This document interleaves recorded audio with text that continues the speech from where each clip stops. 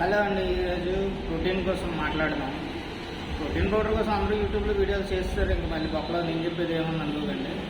Basic ఇది women's ఎందుకంటే తీసుకోరు కాబట్టి. అంటే కొంతమందికి చాలామందికి మన దేశంలో బేసిక్గా వే ప్రోటీన్ అంటే స్టెరాయిడ్ అని అనుకుంటారు కదా. సో అందుకని కొంచెం చిన్న ఇన్ఫర్మేషన్ తెలిసింది, దానికోసం చెప్తామనేసి. అది వే ప్రోటీన్ అనేది పాలతోనే తయారవుతుంది, మంచిదే, అది వాడుకోవచ్చు, ఎవరైనా సరే వాడుకోవచ్చు. ఒకవేళ అది మంచిది కాకపోయి ఉంటే సెంట్రల్ గవర్నమెంట్ ఈ మధ్యన ఒకటి రిలీజ్ చేశారు, చూసారా? వే ప్రోటీన్ ఇది ఇంకా రాలేదు. దీనికి జనాయుష్ అని వే ప్రోటీన్ లాంచ్ చేశారు. అది ఇంకా రాలేదు, వస్తుంది. తక్కువ రేటే 1500 కేజీ. ఒకవేళ అదే స్టెరాయిడ్ అయితే గవర్నమెంట్ అక్కడ అమ్ముతుంది, అమ్మదు కదా. సో ప్రోటీన్ మంచిదే, తీసుకోండి, అవసరంగా వాడుకోండి, సరిపడా. ఇప్పుడు లేడీస్కి అయితే చాలా కావాలి కదా, అసలు వాళ్ళు ఏం తినరు కూడా కాబట్టి తీసుకొని వాడుకోండి. ఒక స్కూప్ వేసుకున్నాం అనుకోండి, 30 గ్రామ్స్ వచ్చేసి 24 గ్రామ్స్ మినిమం వచ్చేస్తుంది.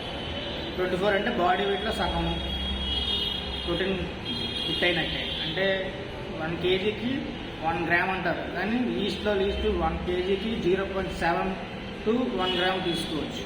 0.7 అంటే మన 60 కేజీ ఉంటే 24 కేజీస్ 25 గ్రామ్స్ క్లియర్ అయిపోతుంది అనమాట. సో ఆ లెక్కల్లో చూసుకున్నా సరిపోతుంది. అస్సలు లేకపోయేదానికన్నా ఎంతో కొంత ఉండడం బెటర్ కదా.